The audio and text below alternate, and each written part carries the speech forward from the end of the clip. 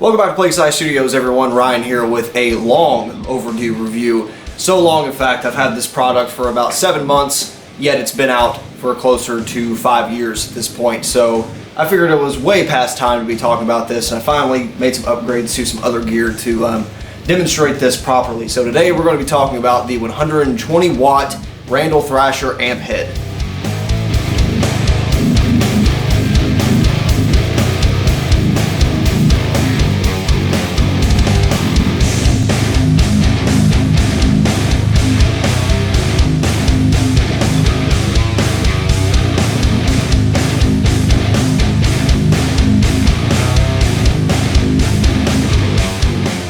The Thrasher is a high-gain 2-channel amp head featuring 12AX7 preamp tubes and 6L6 power tubes. And we're going to be talking about the 120 watt version only today, but there is a 50 watt version that comes out to be about that big.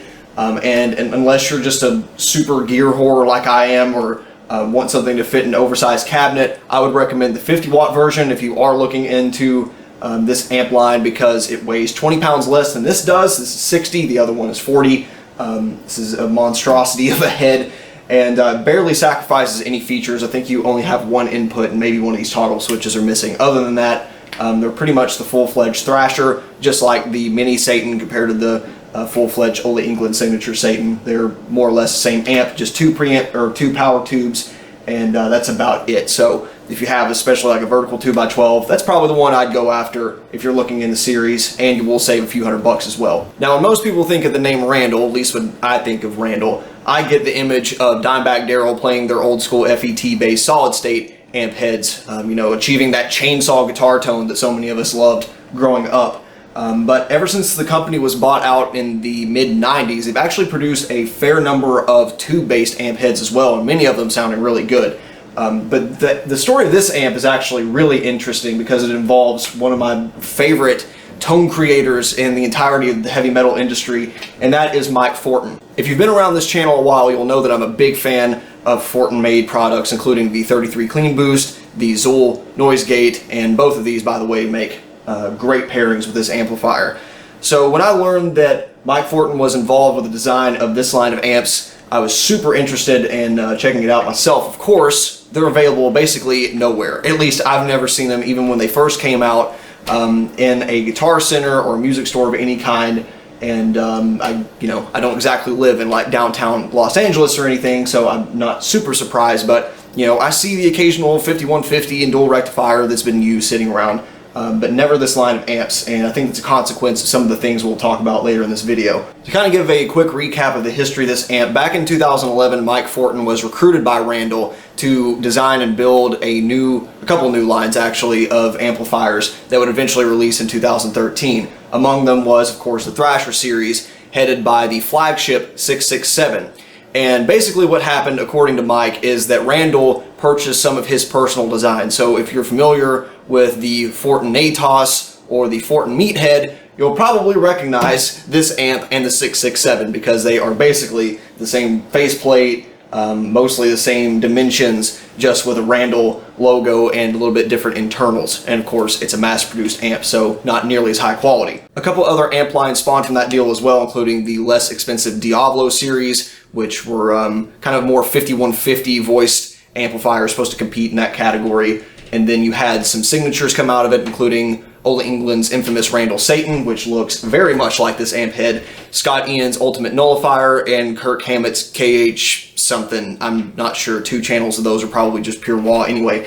But regardless, the Thrasher series was really the, I guess you could call it, the flagship with the 667 heading it. And the 667 is basically this times 3 with MIDI switching, effects loops, and volume and all that good stuff. But for the mainstream consumer, this is probably the one that you're looking at the most out of that line if you were still looking. Mr. Fortin's partnership with Randall ultimately ended at the beginning of 2015. So he's back to building his handmade amplifiers and pedals and all that good stuff. But Randall's been pretty quiet ever since, and it's kind of concerning to me. But we'll get onto that later. So that's kind of the brief overview of this amplifier. It has the Randall name, it has the Randall production, it's a mass manufactured amp, but really the design is 100% Mike Fortin, which makes it super interesting to me. Before we check out the preamp features, I think it's worth taking a look at the back of the amp to see what's on offer here. So the foot switchable capabilities include the channel and boost function as well as the effects loop. I only have one foot switch hooked up to this, so I can only do the channel and boost. So that allows you to switch between the clean channel and overdrive channel and turn on or off the boost function, which we'll see on the front. And the effects loop itself here is completely bypassable as well. So if you have a bunch of time-based effects in the effects loop and want to turn them all off at the same time, you can do so. Or of course you can just turn them off individually like normal. This section here is extremely interesting. So this is the bias setting and test point. And basically what this allows you to do is switch out the power tube. So it does ship with 2 pairs of 606s, but you can switch them all out for EL34s if you prefer a more British power amp sound, KT88, 6550s, or you can mix and match. So you can have a pair of 606s or a pair of KT88s like the Randall Satan does, pair of EL34s, pair of 606s, wherever you want. All you have to do is appropriately set the current draw here on your bias settings and you're pretty much good to go. Over here we have the effects loop, which can be both parallel and series, which is really nice. Everything I do, I want it in series, but you do have a choice, which is very cool. And of course your send level. I find that in series it does sound more full, a little better past the noon, like way past noon, probably even 3 o'clock is where I prefer. You get more kind of the saturated preamp sound there. Here is a raw and emulated output, and basically what this allows you to do is with an appropriate load, you still have to be hooked up to at least a load box or a cabinet if you're playing out loud here in the loudspeaker jacks, but assuming you do have a load, you can take the raw output and put it to something like an Axe-Fx or straight into your computer's DAW, and you get the real amplifier sound. We have the power amp, preamp, all of it is just out at a low level that anything can handle it, whether it be a mixer or a USB interface. Of course, that doesn't have a cabinet sound, so you'll have to throw an impulse response after it, but this is what I use to interface with stuff like my AX8 and use it in a digital quiet environment, which is really cool. This emulated line out tries to emulate the cabinet sound, so you could just take this to front of house or any mixing board and have something in ears if that's what you want to do, but it kind of sounds crap. It's not terrible. I've heard much worse cabinet emulations, but all of these they're not impulse responses when they do this. No solid state amp does this that I know of that uses an actual impulse responses. They're just a fancy EQ curve that takes down some of the high end, boosts the low end, and it just doesn't sound like a real cabinet. So I would avoid that. Use this with a impulse response if you want a direct signal.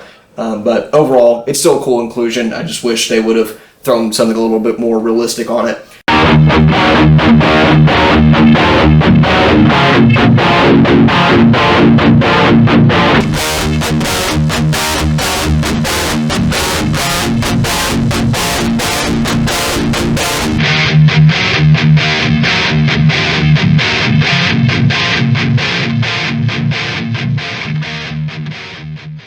And as far as loudspeakers go, you have about every combination you would need, whether it be 1x4, 2x8, 1x8, 2x16, or 1x16 ohm. And that's pretty much it for the back. So you have basically all the input-output connections you would need, a vast wealth of mixing and matching power tubes, and of course you can foot switch about everything on and off. Back to the front of the amp, we will start with the power section and then work our way from left to right.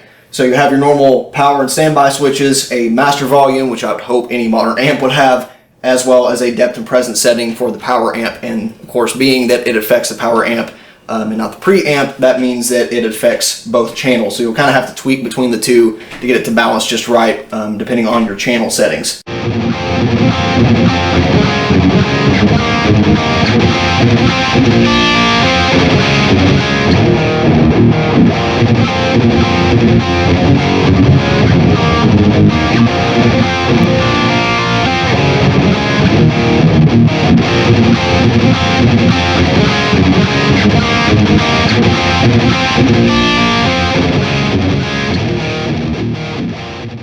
As with most amps, I find that at lower preamp volumes, power amp volumes, it definitely helps to boost the presence and depth a little bit, but the louder you get, back off on it because it just sounds better to the human ear.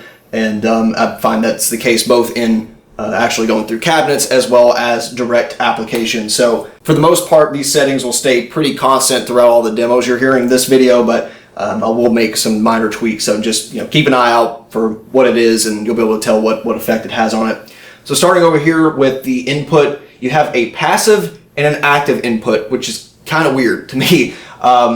So the rationale behind this is this matches the impedance to the second preamp tube or the second gain stage, whatever it is. But really all that equates to is you just lose a hell of a lot of gain. So I don't use it even with my active pickup guitar straight through the amp. It just sounds better. You get more responsiveness, you get more gain, which if you are looking at an amp called Thrasher, you probably want gain. So I'd recommend just don't even look at that. I don't think the 50 watt even has that input, so don't worry about it at all. Just put everything, pedals, all of it through the passive input, be done with it.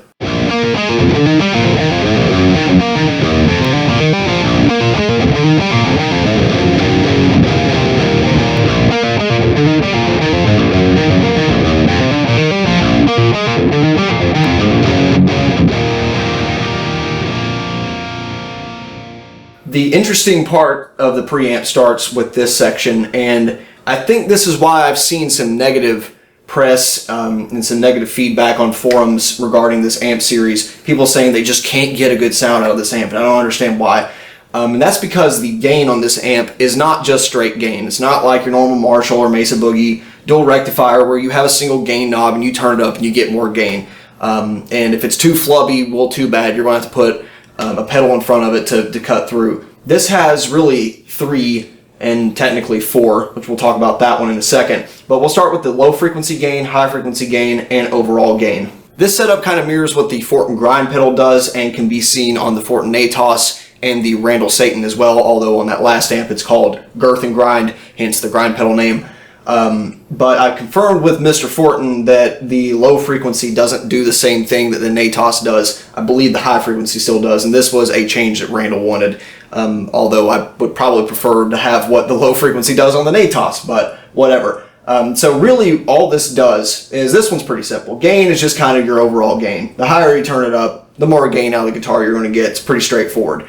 Although it does seem to have a focus around the mid frequencies, and that makes sense because your low frequency and high frequency gain really determine the outer frequencies before it goes into the overall gain. So really what you're doing here is it's kind of a pre-EQ for your guitar. So for the modern metal guitar sound, if you're plugging straight through the amplifier, of course you're going to want to cut the low frequency and really boost the high frequency, and that'll let you cut through the gain of the amplifier, cut through the mix. And that's basically what most overdrive pedals do anyway. They, give you a bump in some range of frequency, cut out the lows, and that's how you go from flub to, crunch. Conversely, if you do want to use a drive pedal on this amplifier, and for more modern genres, I would highly recommend it because this doesn't exactly have enough gain on tap for my preferences for modern stuff, then you'll want to do the opposite. You want to turn down the high frequency and then turn up the low frequency. And basically what you're doing is making this amp more vintage sounding, more flubby. And that gives a nice base for a pedal to cut through and then turn it into a crunch machine.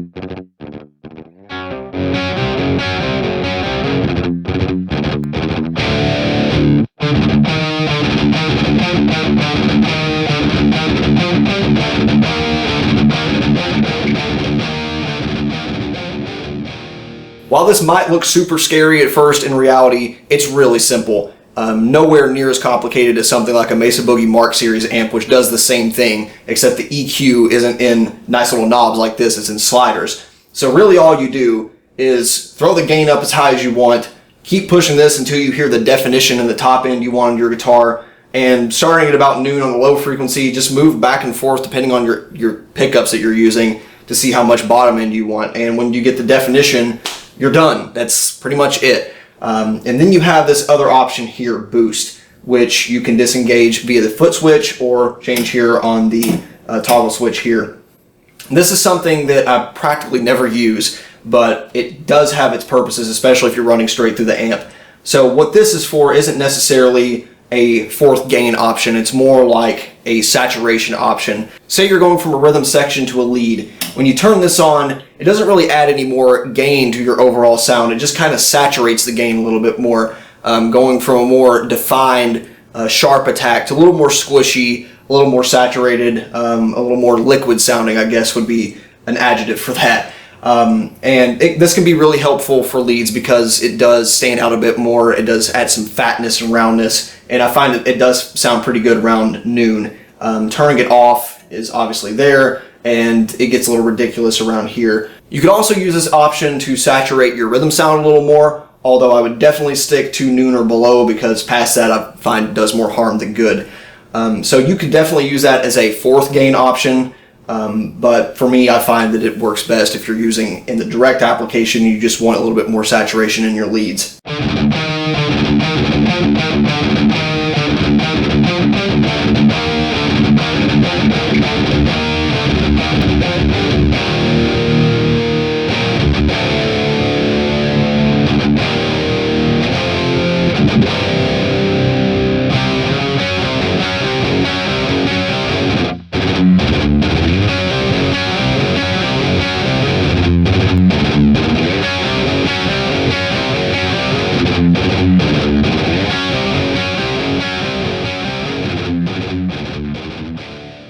Further along on channel 1, we have the standard volume and 3 frequency EQ, although we have a shift toggle switch which changes the frequency of the tone stack, and this is super useful. Personally, I would have preferred if we had gotten rid of the boost function and replaced that with a sweep like the Randall Satan did, and the Satan, instead of having a shift, has a one position kill switch which does something similar to the boost. So it's all in preference there. But what that amp does is this knob would be a fine version of the shift where you have an infinite range of sweep, and that's really nice for dialing in different cabinets. For here it still works pretty well though. So the upper position is kind of like a hot rodded Marshall sound, and it EQs fairly similarly to how a Marshall would, except the bass, middle, and treble actually do something like on most Marshalls. So that's kind of a really nice 80s thrash and hairband sound, and even some heavier Nile, that kind of stuff that still use Marshall sounds. In the middle position, it's a very focused, almost lacking bottom end. I feel like I have to compensate with the bass quite a bit, but it still sounds really good. A very modern focus sound, something like you would hear on maybe an Eagle Fireball or Powerball, that sort of thing, but still more definition, more guts, I guess, than those amps in my opinion. And I also feel that a little bit added depth can help on that as well. I find it works really well with extended range stuff. But my favorite position would definitely be in the lower position, and this one, it kind of lowers the tone stack so much that the treble sounds more like presence and the middle sounds more like a middle and treble combination, but I like the way it dials in for extended range guitars a lot here, and that's the one I use the most, bar none. Even with 6 strings I find it works well. It kind of has that Mesa Boogie bottom end ballsiness that I prefer.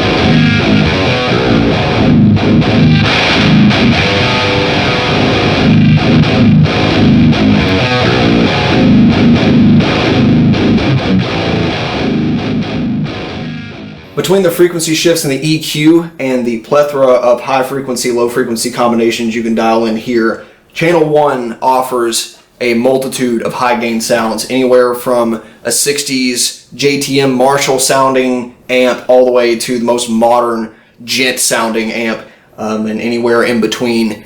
It works well for about everything. It still sounds like a Fortin amp no matter what setting you have dialed in. For me, I love the Fortin sound, so it's not a bad thing, of course.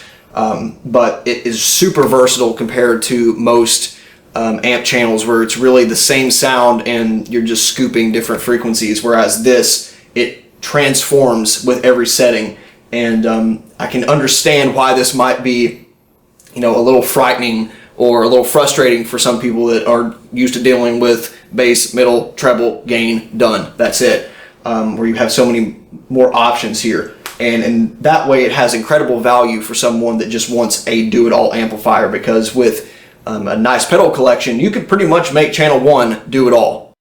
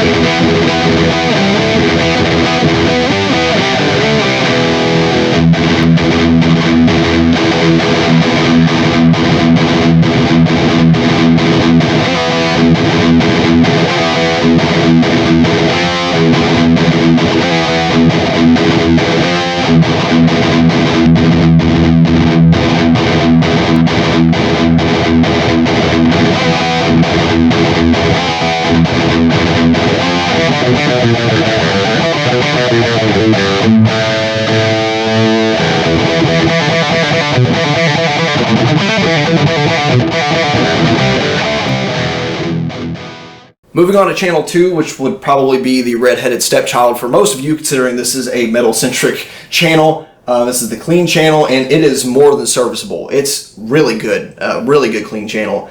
It doesn't exactly have the bite of a Fender amp. It doesn't have like the warmth of a Vox, but you can get pretty close on all of those. And in my opinion, it blows most high-gain amps clean channels out of the water. I hate the sound of most 5150 style clean channels. I really am iffy on a lot of the Mesa dual rectifier stuff. In my mind, when I think of a clean channel, I think of like a Mark series clean channel, the Mesa Boogie, original Boogie Mark 1, that can go from pristine cleans, almost rolling jazz chorus type of solid state, just flat clean sound, and then the higher you dial the gain, you just get a little bit of breakup, a little bit of bite, something that takes pedals well, and this does all of that. First things first, switching over here to Channel 2. The boost section actually applies to both Channel 1 and Channel 2, which I really like. Perhaps you don't want to use boost to saturate either your rhythm or lead sound. You can come over here and use it on the clean sound to kind of get a tube screamer type breakup, which I really like, and will allow you to effectively have two settings on your clean channel without flipping anything except a foot switch, which is really cool.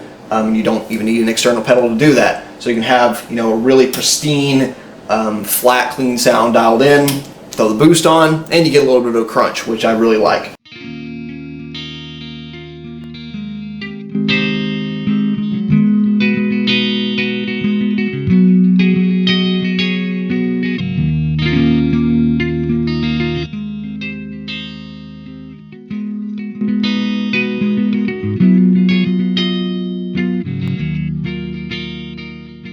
This channel is limited to a single gain knob, which I find is more than enough. Volume, bass, middle, treble again, but we also see the return of the 3-position frequency shift. And unlike on this channel where I feel it kind of changes the entire sound of the preamp, this is more of just a, like, how much bite does it have? And of course it does change the frequency of where these dial in, but up here it's almost, again, like that rolling jazz chorus, just flat, solid state sounding, clean sound. Although you can get some breakup here on the gain, but I find up here it's a lot harder to do so. The further you go down, however, you kind of get that high frequency bite, and also makes the middle and treble kind of behave the same way over here, where your middle is more trebly and your treble is more like present. So that can definitely be a good thing depending on what you want. And then you throw in this bright switch, which I'm not sure what the value of that cap is, but whatever it is, it does add a very nice top-end bite, especially if you're using something with single coil like a Telecaster. You can get some great country tones out of this. Not that if I was in a country band, I'd roll up with something called Thrasher, but regardless, it can do that.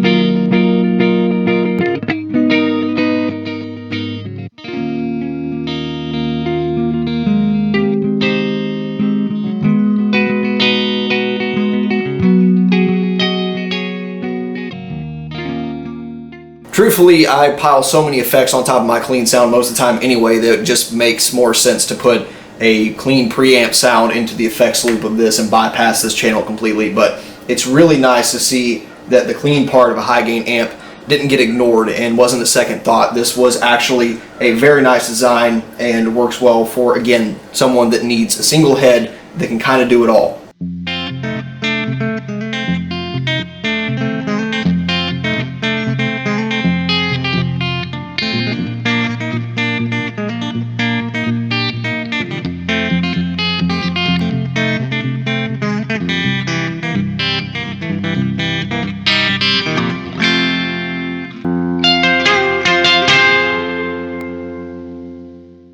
And that is more or less as an objective overview that I can give of this amp.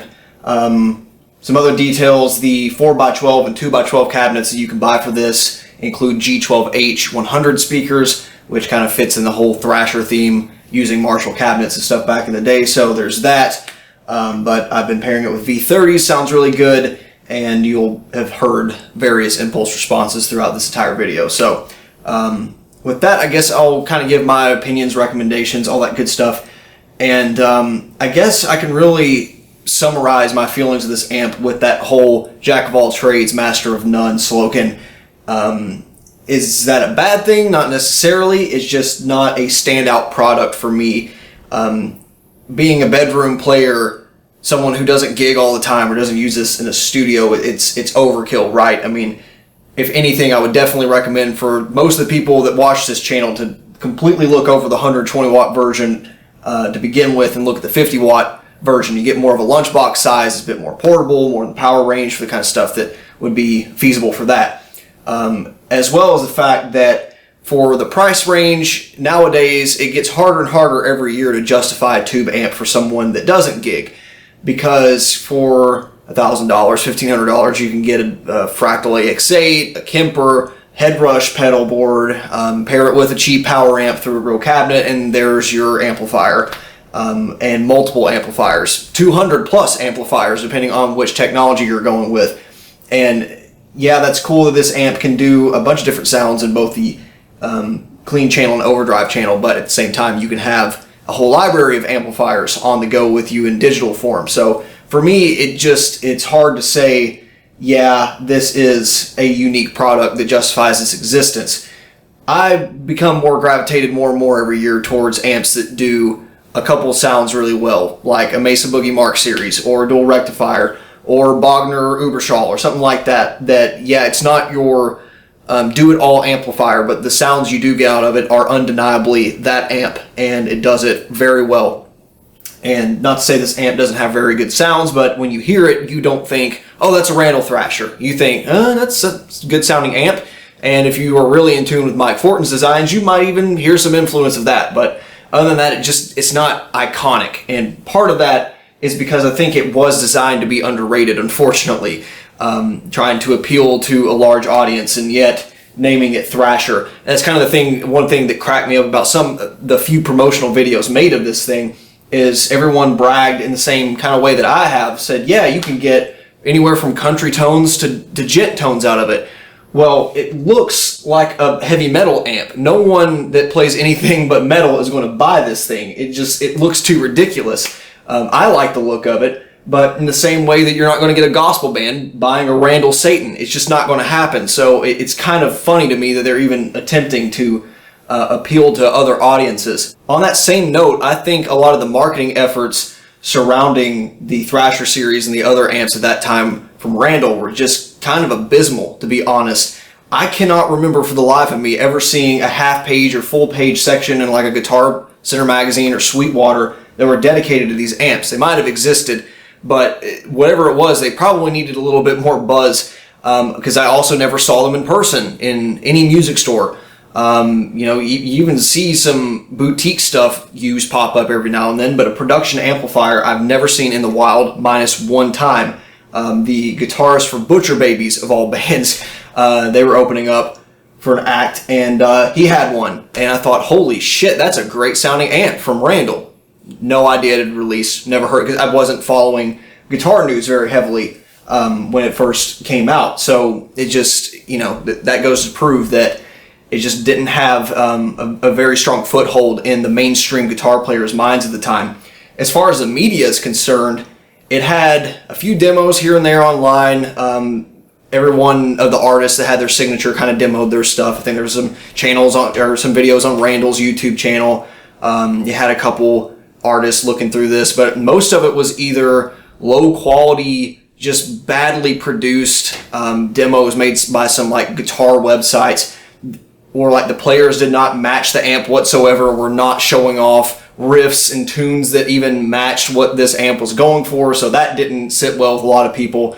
And then you had guys like Fluff and Ola England who make very high quality reviews and demos, but all their stuff sounds very similar because they know what the sound they're going for, and you had the same player, it's going to sound a lot like their other equipment, but they never revisited the amplifiers and never really had a whole lot else to say about them. So again, there was basically no hype, no buzz surrounding it, besides people who had been following Mike Fortin. And I imagine among that small and dedicated fan base that a lot of those people were disappointed because this is not a production version of the Natos. And probably a lot of those people were expecting that. Mike Fortin said himself, this isn't the Natos, it's too different. It borrows a lot of features from it, but it just doesn't sound the same. This is more of a Hot Rod and Marshall sounding amp on a lot of the modes. And again, not a bad thing, but it just didn't meet the expectations of a lot of people.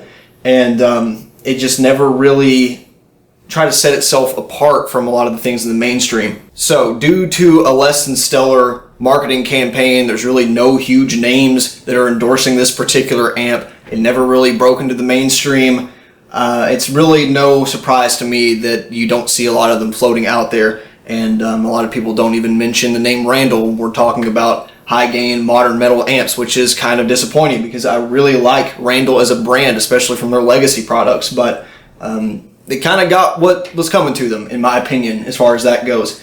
So as far as recommendations for this amp specifically, again, for most people, I would say don't get the 120 watt. It's freaking ridiculous. It costs more than the 50 watt anyway. Now, if you play gigs or you produce or do all these other things that I think could justify this, then fine. But if you're a veteran player like me and you aren't like OCD about fitting an oversized cabinet, then you don't need it. If you already have an expansive library of guitar effects pedals and overdrives, then the $700 to $800 that the 50 watt version cost used is a pretty damn good value. Again, you can get a lot of different sounds, and if you are one for dialing in stuff on physical pieces of hardware, flipping switches, all that good stuff, then yeah, I could definitely make a recommendation based on that. For me personally, it gets hard to recommend something like that to someone that is just recording their own music and jamming around, because again, you can reproduce most of the sounds on this with the right digital gear, and you have such a large expanse of other sounds at your disposal as well. So it's really a dependent situation. As far as what I would say different about this amp versus any other tube amp for that matter that does something similar is that it does have some features that are standout that I think are really cool. I just don't necessarily know it's enough to, you know, kind of break the Randall curse right now. So for this version of the Randall Thrasher, I would say strongly not recommended at its full price of $1,500. Probably worth that at some point when it first came out. Nowadays, I definitely wouldn't pay that new. You still can find quite a few of them floating around in the $1,200 or less range, because I got this for around $950 because of a couple minor scratches there. I think that's a pretty decent asking price if that's what you're going for, because it does compete in a lot of different categories. For the 50 watt version, you could probably find it used around the $700 to $800 range. It comes in new at $1,000. Again, I would say the same thing. Looking at it in the more used price tier, if I had to give it a score, again, I would say it's on the very good to almost great category. It is a really nice sounding amp, and I only demoed it with the stock tubes. I imagine a tube upgrade would do this amp a lot of good, but at some point you're going to be throwing more money at it that's worth it, in my opinion. So for the right use case, very good amp, and I think it's definitely worth checking out if you're looking for something new to complement your other gear. But again, I feel that Randall did miss the mark in many ways, mostly not to this amp design's fault, and certainly not to the fault of Mike Fortin, but really just the execution of trying to get it out there to the public. So yeah, it's an interesting piece of gear to say the least, for both its backstory and the sounds you can produce. But I'll put it this way, because I don't feel like a score and descriptions do enough sometimes. I really enjoy this amp. I really like playing through it. It's the one that I probably put the most hours on in the past 6 months since I've owned it. But with that said, if I fell down and broke both of my legs somehow, and shit hit the fan, and I didn't have income anymore, and I had to sell off pieces of gear to make ends meet for some reason, this would probably be the first thing to go. Not the Boogie, not my AX8, not my a million pedals that I really don't actually need. It would probably be this amp, because again, I feel like it justifies its existence in some ways, but it is ultimately replaceable for me in terms of what it does. But I still like it a lot. So that's kind of where my feelings lie. And I guess that'll about do it for this review. So please, as always, leave any more detailed questions in the comments below. I'll try to get to them, and I hope you found this thoughtful and helpful if you were looking into this line of amps. Thanks for watching. See you next time. Bye.